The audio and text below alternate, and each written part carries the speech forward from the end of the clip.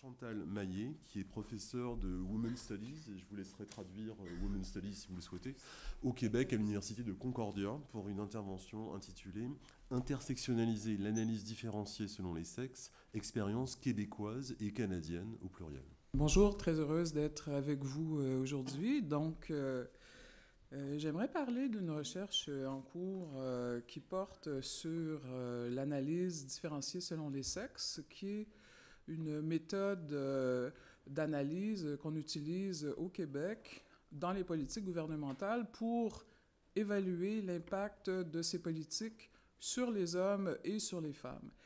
Et en fait, comme le titre de ma présentation l'indique, le travail que je fais consiste à essayer de réfléchir autour d'un projet d'intersectionnalisation de cette analyse différenciée selon les sexes. Dans ma présentation, je vais commencer par essayer de réfléchir sur pourquoi intersectionnaliser l'ADS, et après, je vais réfléchir sur comment intersectionnaliser l'ADS. Et en fait, ma démarche est plutôt dans le comment que dans le pourquoi. Et dans ce comment, ce que je vais essayer de voir, c'est surtout les efforts qu'on a faits pour essayer d'intégrer des catégories autour de la race. Et je vais m'inspirer donc d'exemples concrets d'autres politiques gouvernementales dans lesquelles on a intégré cette dimension de la race. Et je vais voir les problèmes qui surgissent avec les catégories qu'on utilise.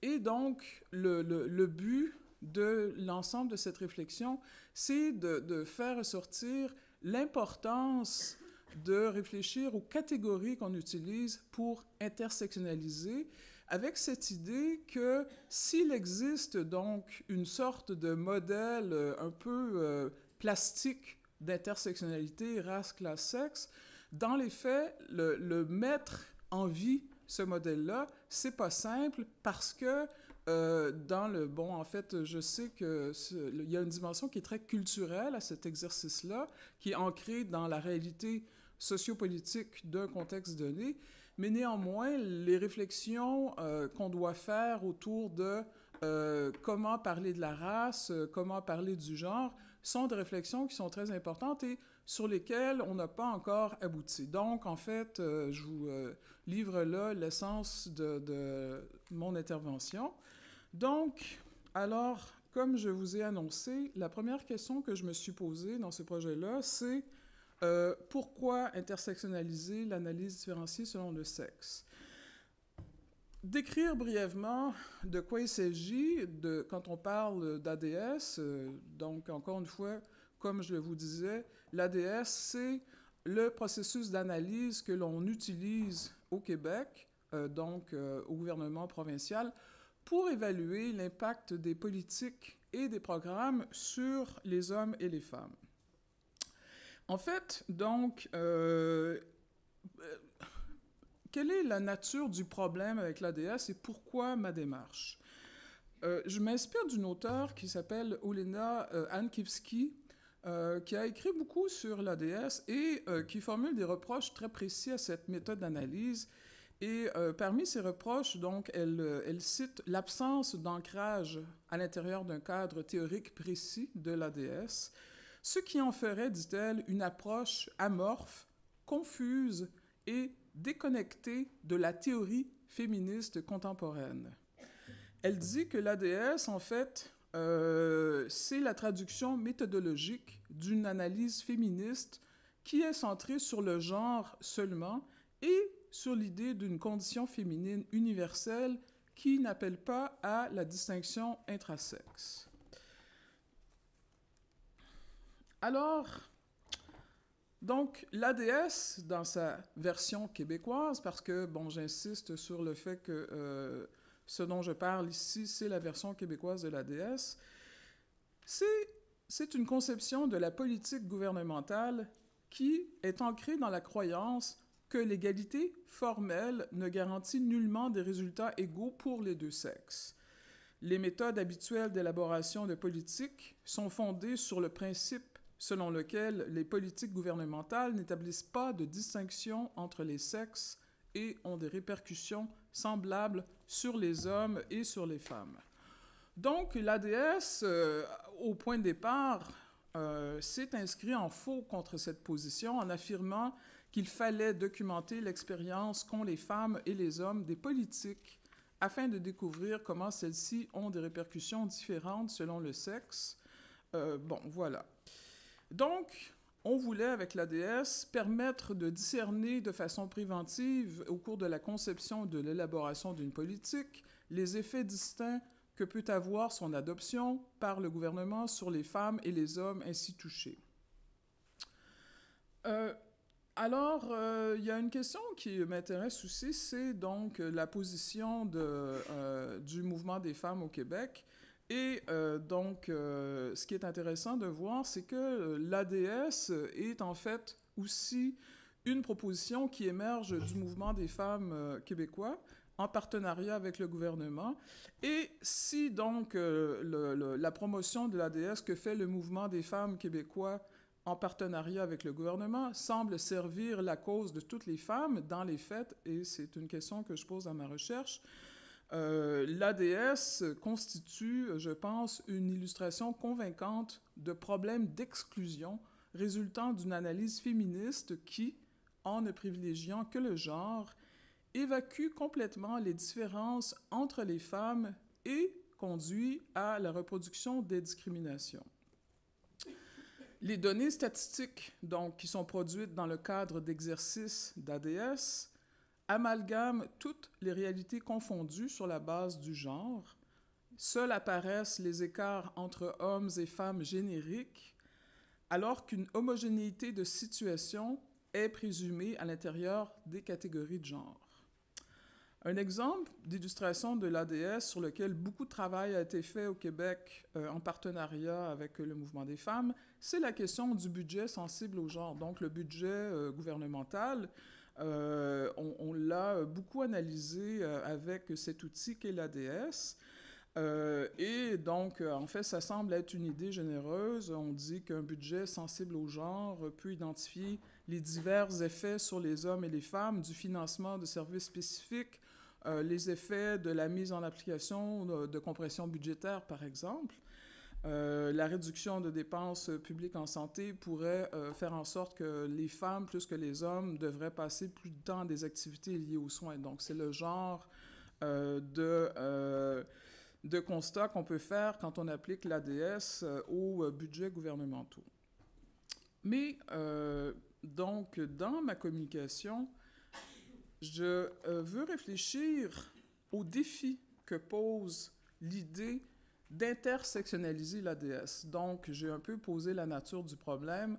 Il y a en fait une analyse de l'ADS qui est faite qui ne traduit pas la complexité des réalités des vies des hommes et des femmes parce qu'on ne retient que la question du genre. Mais comment dépasser donc cette analyse binaire de genre pour intégrer d'autres catégories? Et comme je le disais, on a l'impression qu'il y a déjà un modèle plastique d'intersectionnalité avec des catégories prédéfinies, race, classe, sexe. Mais dans les faits, quand on vient pour appliquer cette idée de race, classe, sexe, on se heurte au problème de catégories qui n'ont pas été articulées, qui n'ont pas été pensées pour un contexte spécifique. Et là, il y a un travail important à faire. Donc, comme je le dis, mon projet en lui-même porte beaucoup sur cette idée de comment intersectionnaliser l'ADS, comment modéliser, par exemple, des catégories additionnelles à cette analyse différenciée selon les sexes pour construire ce qu'on pourrait appeler une grille enrichie ADS+, mais qui serait significative pour le Québec, parce que ça aussi, c'est une question que je pose, c'est comment articuler des catégories qui vont refléter la réalité spécifique d'un contexte donné. Donc, comme je l'ai dit, on en est un peu dans les balbutiements de cet exercice-là. Et moi, ce qui m'intéresse plus particulièrement dans le cadre de cette communication aujourd'hui, c'est de regarder les propositions qu'on a formulées autour de la race, parce que, bon, en fait, si on faisait l'intersectionnalité au complet, on en aurait pour la journée. Donc, je vais limiter mon regard et mon analyse aux propositions qu'on a déjà sur la table qui sont autour de la question de la race. Alors, parler de la race au Québec, c'est un sujet qui est sensible, c'est un sujet qui est complexe. Mais moi, je pars d'une question qui est la suivante. Alors, comment est-ce que des personnes ordinaires qui mènent des vies ordinaires deviennent-elles racisées? Parce qu'en fait, il y a cette question-là qui, pour moi, est très importante. Et, bon, pour décrire un peu le contexte dans lequel on fait des débats autour de la question de la race au Québec, c'est évident que l'appréhension des questions qui sont liées à la race et à la racisation, c'est une source de malaise au sein de la société québécoise, mais c'est non seulement une source de malaise, mais c'est aussi une discussion qui se heurte à un vide catégoriel significatif. Donc, le problème, c'est qu'à défaut d'avoir un langage catégoriel précis, le Québec s'est un peu tourné vers des termes très larges pour désigner les personnes racisées. Et, bon, par exemple, on va très souvent utiliser des termes comme femmes immigrantes, minorité visible ou minorité ethnique. Et donc, ce sont les termes qu'on va retrouver le plus souvent dans le langage gouvernemental et le langage institutionnel.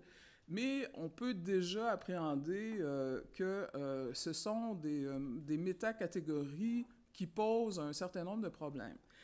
Ce qui est intéressant avec la catégorie femme immigrante, comment on l'utilise au Québec, c'est que très souvent, on l'utilise pour désigner femme racisée. Donc, il y a une espèce de postulat qu'une femme non blanche est nécessairement une immigrante, donc elle doit être d'immigration récente, elle doit être arrivée au Québec depuis peu, et il y a une sorte d'auto-représentation où on a l'impression que, bon, le Québec est une société blanche depuis les débuts de la colonisation, et où les personnes de couleur sont arrivées seulement récemment, alors que dans les faits, il y a une communauté noire qui existe au Québec depuis le 17e siècle, qui est bien implantée à Montréal. Bon, il y a des communautés, il y a une communauté syrienne qui est là depuis le 19e siècle, etc., etc. Donc, mais ça ne fait pas partie du grand récit quand on parle du Québec. Le Québec s'auto-représente comme étant une société blanche, où, donc, les personnes non blanches seraient arrivées très récemment. Et c'est ça qui est reflété dans cette catégorie femme immigrante, donc une sorte d'amalgame selon laquelle toute femme non blanche doit nécessairement être une immigrante, ce qui ne correspond pas du tout à la réalité. Bon, l'autre problème, on peut imaginer, c'est la question de catégories comme minorité visible ou minorité ethnique, mais je vais venir un peu plus loin dans ma présentation à une description de ce qu'on entend par minorité visible et minorité ethnique, et je vais montrer le problème dans l'utilisation de ces catégories.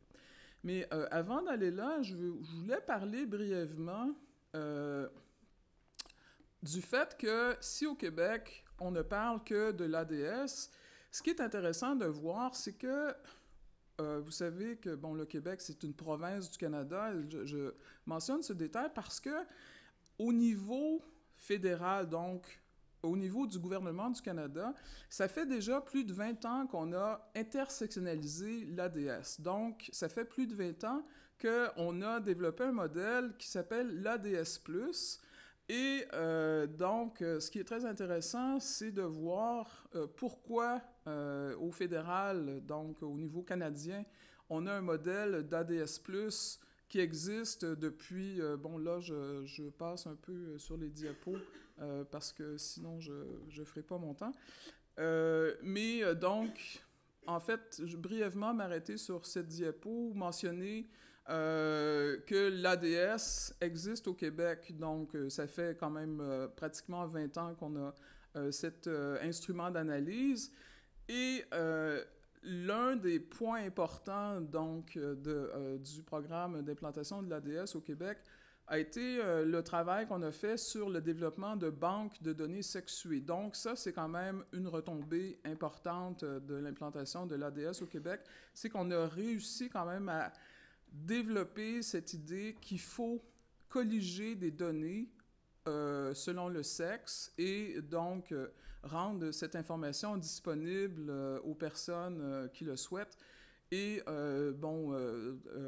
faire circuler l'information. J'ai aussi mentionné que dans le mouvement des femmes, on avait beaucoup fait de travail en appui à l'ADS, que le mouvement des femmes donne des formations sur l'ADS, mais il y a quand même l'émergence d'un discours relativement critique depuis un certain temps sur l'ADS et sur l'idée que peut-être il faut en arriver à dépasser l'ADS et à développer un outil d'analyse plus complet pour pouvoir traduire la complexité des réalités dans les vies des femmes. Alors, comme je vous disais tout à l'heure,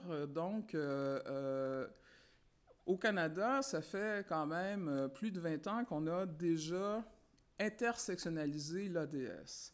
Et quand je dis intersectionnaliser l'ADS, donc à quoi je fais référence exactement? Bon, il y a dans les outils qui sont utilisés par le gouvernement fédéral cet outil qui s'appelle l'ACS+.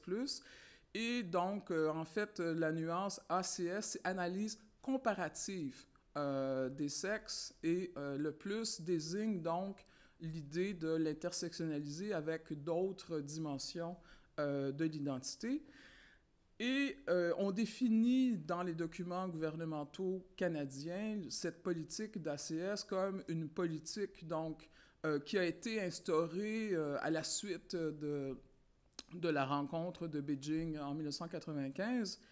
Et on vise avec l'ACS+, à évaluer les effets éventuels de politiques, de programmes et de services sur les femmes et les hommes de différents horizons, mais en tenant compte d'autres facteurs identitaires que le genre. Alors, le plus dans l'ACS+, c'est qu'en fait, il s'agit d'aller au-delà des sexes et ça comprend l'examen de tout un ensemble, un éventail d'autres facteurs identitaires qui se recoupent, par exemple, l'âge, l'éducation, la langue, la géographie, la culture et le revenu. Et donc, voici un diagramme qui illustre l'ensemble des dimensions qu'on veut intégrer dans ce modèle d'ACS+, que le gouvernement canadien donc, essaie de promouvoir. Alors, on voit, par exemple, l'ensemble de facteurs qui sont identifiés, donc évidemment l'âge, la religion, la langue, le sexe et le genre qui sont sur un continuum, le lieu de résidence, la culture, le revenu, l'orientation sexuelle, la scolarité, l'origine ethnique et le handicap. Et la question que je pose, moi, c'est, bon, en fait, est-ce que ces catégories sont universelles? Est-ce qu'elles traduisent, donc, elles sont adaptables à tout contexte? Ou est-ce qu'il ne faut pas faire l'exercice de réfléchir aux catégories qui sont proprement spécifiques et importantes pour un contexte donné? Si on essaie de comprendre aussi, donc, pourquoi au Québec on utilise encore seulement l'ADS et pourquoi au niveau canadien, ça fait plus de 20 ans qu'on a déjà intersectionnalisé l'analyse comparative selon les sexes. J'ai essayé de faire une liste de constats. Alors, dans le cas du Québec, il y a cette idée que le féminisme, donc québécois francophone, ne s'est ouvert à l'intersectionnalité que depuis peu, et on peut penser qu'il y a une influence des féminismes de la francophonie qui a été déterminante dans le fait que l'analyse genre a prévalu pendant très longtemps, jusqu'à récemment, et en fait encore aujourd'hui avec le fait qu'on utilise toujours seulement l'ADS. Alors que dans le cas du Canada, pourquoi on a été capable d'avoir cet ACS+ depuis 20 ans? D'une part, c'est que ce niveau de gouvernement est un niveau de gouvernement qui a une politique dite de multiculturalisme. C'est aussi donc un niveau de gouvernement qui est très influencé par les féminismes plus anglo-saxons, où l'intersectionnalité, c'est devenu quelque chose de normatif il y a très longtemps. En fait, bon, dans les années 90, déjà, on a commencé à rendre cette idée d'intersectionnalité presque hégémonique. Donc, l'analyse genre seulement a été dépassée il y a très longtemps dans les féminismes anglo-saxons, et on peut penser que c'est un peu une explication pour comprendre la raison pour laquelle bon, l'ACS+, a été donc adopté par le gouvernement du Canada il y a déjà plus de 20 ans. Donc, maintenant, je vais parler de... Je reviens au Québec et j'essaie de réfléchir sur cette idée, donc, qu'au Québec, on est toujours avec l'ADS, mais on veut dépasser ça. Alors, j'essaie de voir là où il y a des ouvertures, là où on a déjà réfléchi à comment intégrer la race dans le contexte québécois. Et ce qui est intéressant, c'est qu'à un autre niveau, il y a d'autres programmes, donc les programmes d'accès à l'égalité en emploi au Québec, qui sont des programmes issus de revendications féministes. On a déjà commencé à faire cet exercice de réfléchir sur la race. Alors, les programmes d'accès à l'égalité en emploi au Québec, ils ont été votés en 2001 et ils ciblent 5 groupes. Donc, les femmes, les personnes appartenant à une minorité visible, les personnes appartenant à une minorité ethnique, les autochtones et les personnes handicapées. Et on va voir donc comment se définissent certains de ces groupes. Alors, donc, comment on définit minorité visible? Alors, et c'est là que ça commence à se complexifier, on va voir qu'il y a un problème avec les catégories qu'on a déjà. Alors, donc, on définit les personnes appartenant à une minorité visible ainsi. Ça, c'est une définition gouvernementale. On dit, et c'est une définition qu'on a empruntée au gouvernement du Canada. Donc, minorité visible, personnes autres que les Autochtones qui ne sont pas de race blanche ou qui n'ont pas la peau blanche, avec 12 sous-groupes qui sont nommés, les Chinois, les Sud-Asiatiques, les Noirs, les Philippins, les Latinos. Bon, en fait, vous voyez un peu la liste. Minorité ethnique. Comment on définit minorité ethnique? On dit donc, alors là, il s'agit d'une définition qu'on a empruntée à la loi sur l'accès à l'égalité dans les organismes publics. On dit les membres des minorités ethniques sont des personnes autres que les Autochtones et les personnes d'une minorité visible dont la langue maternelle n'est ni le français ni l'anglais. La langue maternelle est celle que vous avez apprise en premier dans votre enfance et que vous devez encore comprendre pour faire partie d'une minorité ethnique. Cette langue ne doit pas être le français ni l'anglais, et on donne des exemples, personnes de descendance ou originaires d'Allemagne, de Grèce, d'Italie, de Hongrie, etc. Bon. Donc, alors, quelques problèmes avec ces définitions. Alors, avec minorité visible, si vous avez remarqué dans la liste, on amalgame des groupes avec des situations qui sont très différentes. Il n'y a pas de cohérence, donc on réfère à un espace géocontinental comme sud-asiatique, à une langue comme arabe, à une nationalité coréenne, couleur de la peau noire. Évidemment, on ne peut pas s'empêcher de ressentir que c'est une notion qui est empreinte de critères racialisants quand on parle de minorité visible, parce que ça suggère qu'il y aurait une majorité invisible. Il y a aussi l'idée que c'est une expression qui est réductrice de diverses appartenances, mais c'est un terme donc qu'on utilise beaucoup dans la sphère administrative et politique au Québec. Bon, minorité ethnique, alors là, donc, le problème avec cette catégorie, c'est que d'une part, ça amalgame des réalités qui sont très différentes. Par exemple, les gens qui sont arrivés récemment et les gens qui sont nés au Québec, mais qui sont nés dans des familles où le français ou l'anglais n'était pas la langue maternelle. Et pourquoi c'est important de les distinguer? Parce que ce sont des groupes qui vivent des réalités qui sont très différentes par rapport au marché du travail. Donc, si on les met ensemble, on perd cette nuance par rapport à leur expérience sur le sol québécois. Je voulais aussi brièvement vous montrer, en fait, comment on met ça en vigueur, comment ça fonctionne. Et comment fonctionne l'identification d'un groupe cible? On a vu qu'on parlait de 5 groupes, donc minorités visibles, ethniques, autochtones, handicapés et femmes. Et j'ai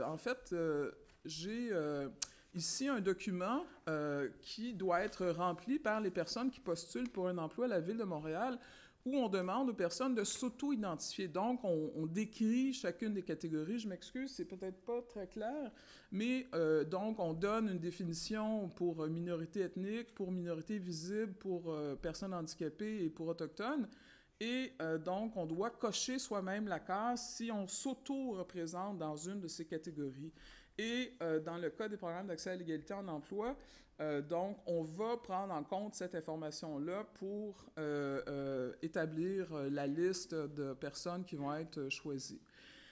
Je voulais brièvement, pour conclure mon intervention, donner aussi, en fait, parler très brièvement d'une autre expérience qui a été faite par un groupe de femmes qui s'appelle Relais Femmes, qui, donc, dans le but de rendre compte de la problématique de l'absence de femmes racisées dans le mouvement des femmes, a mis sur pied une sorte de projet, une sorte de session de formation à l'usage des groupes de femmes pour les sensibiliser à l'importance peut-être d'engager des femmes racisées dans leur rang.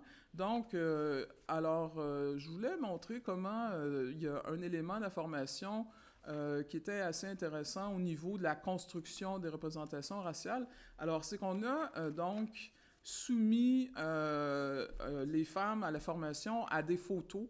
On leur a présenté des photos de femmes et donc elles devaient regarder les photos et identifier les personnes qui seraient les plus représentatives de l'organisation, celles qui étaient les moins représentatives et discuter donc de leur perception. Alors, donc, des photos de femmes que je vous montre, 1, 2 et 3. Et après, donc, on leur a donné un peu la légende. Alors, la première photo, c'était Gloria Anzaldúa, qui était une militante féministe chicana, donc assez connue pour sa contribution à un ouvrage qui s'appelle This Bridge Called My Back. La deuxième, une militante chinoise du droit au logement. La troisième, Wangari Maathai, qui a été donc prix Nobel de la paix en 2004. Et l'idée, c'était de montrer aux femmes comment elles pouvaient avoir des perceptions qui étaient basées juste sur la lecture de photos, mais qui peut-être ne correspondaient pas à la réalité de qui étaient ces femmes. Et je conclus parce que mon temps, on me dit qu'il me reste plus de temps du tout. Donc, alors, que conclure de tout ça? Ben moi, là où je veux en arriver, c'est de montrer que le travail de réflexion sur la conceptualisation des catégories est central.